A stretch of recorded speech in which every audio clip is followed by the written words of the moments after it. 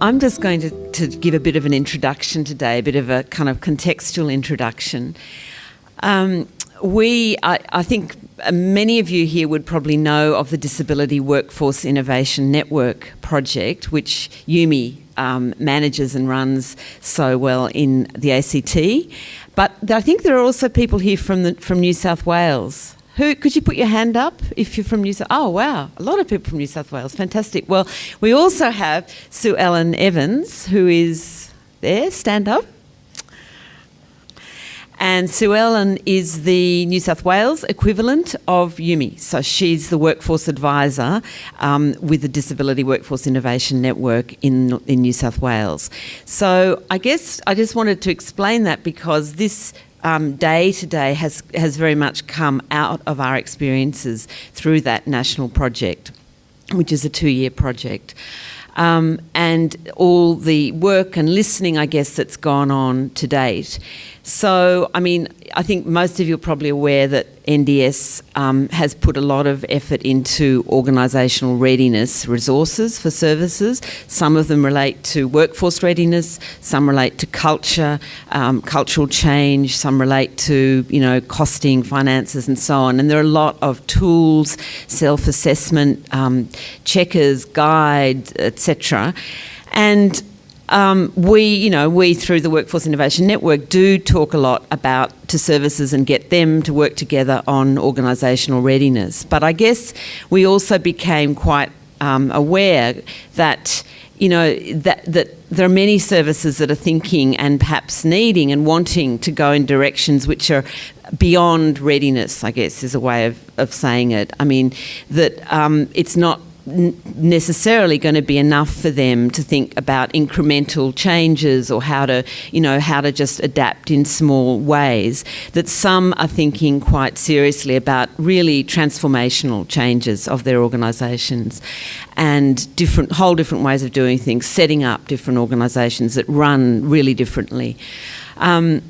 So now that we've been operating for a while, we thought, okay, it's now time to sort of start really focusing on these more radical forms of innovation. And fortunately, in the ACT, one of the groups that has come out of the ACT win has taken that lead anyway, without us kind of doing much guidance. I mean, they're the ones who've really led in that direction. So, as you can see there, I guess we're also very aware that different types of innovation are happening in the sector, and we are starting to see, I don't know so much about the ACT, but certainly in New South Wales, what you might call low road kind of models emerging that are really about cutting costs, about how we can squeeze wages, how we can kind of fragment working time, how we can really put the risk much more onto the workforce in order to meet the pricing and to be profitable under the NDIS pricing.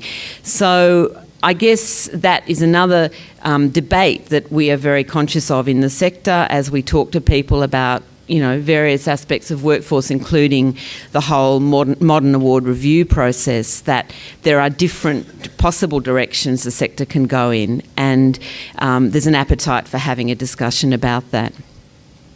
I guess these are some of the contextual aspects of this debate that we're having, or this pathway that we're hopefully starting on, and none of it will be very new to anyone here.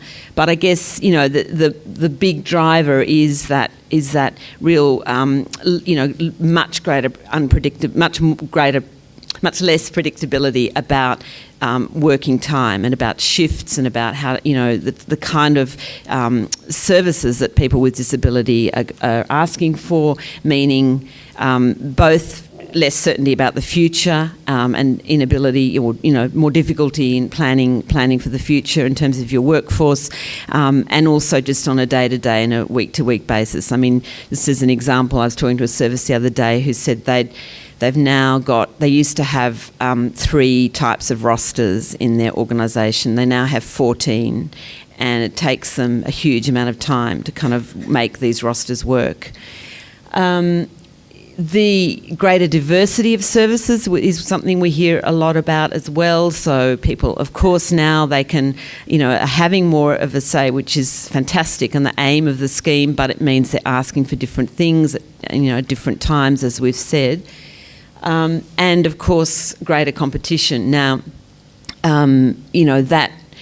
that I guess that hasn't fully hit us yet, and I think we're yet to see the impact of some of the big private services perhaps moving in, like Bupa or Virgin Care, that I'm sure Bill can tell us all about in the UK.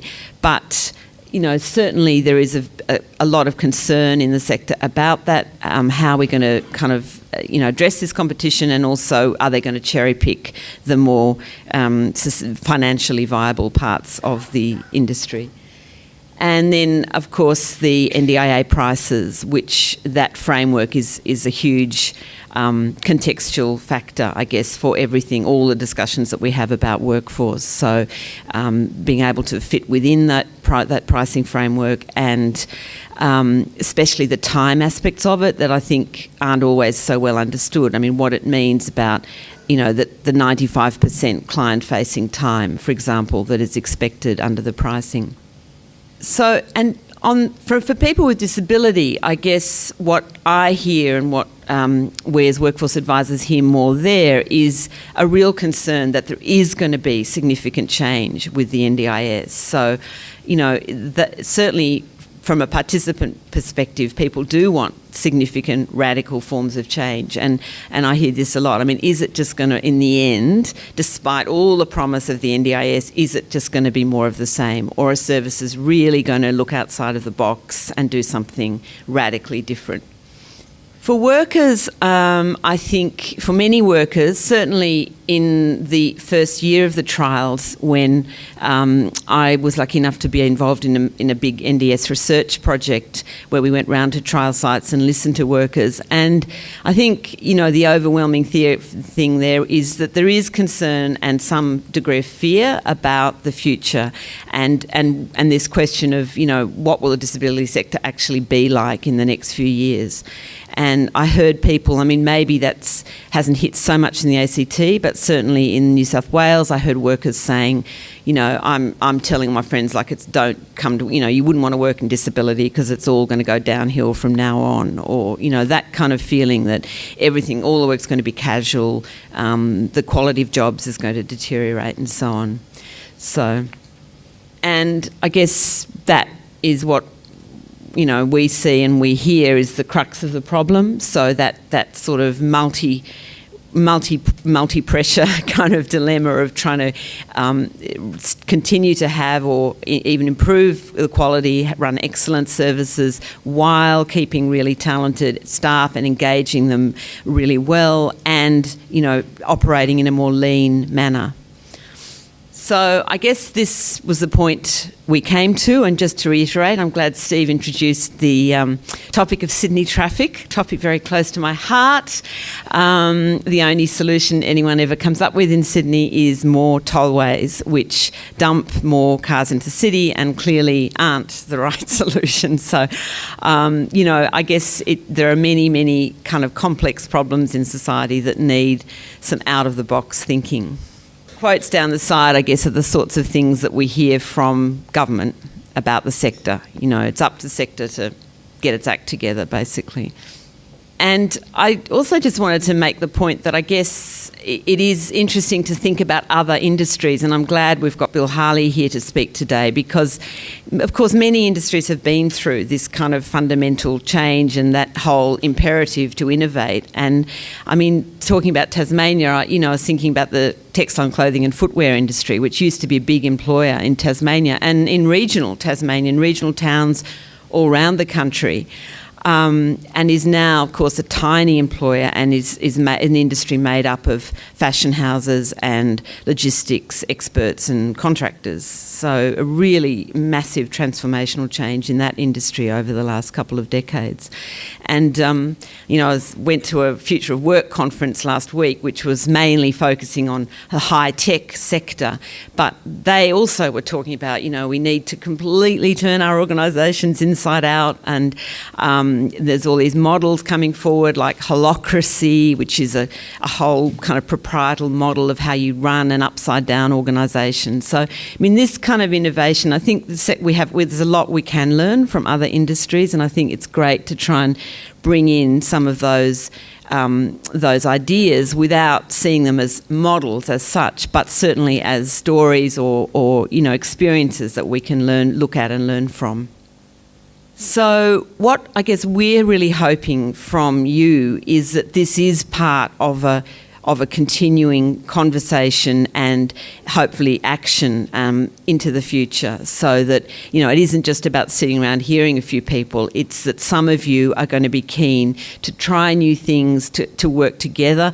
We in NDIS, our interest, I guess, is in that collaborative work. Obviously, people can go off and happily bring in experts and do things by themselves. But what we're interested in at NDIS is sharing those learnings across the sector. So we're really keen to support collaborative efforts, and we'll do that in any way that you ask us to. So thank you very much. That's it from me.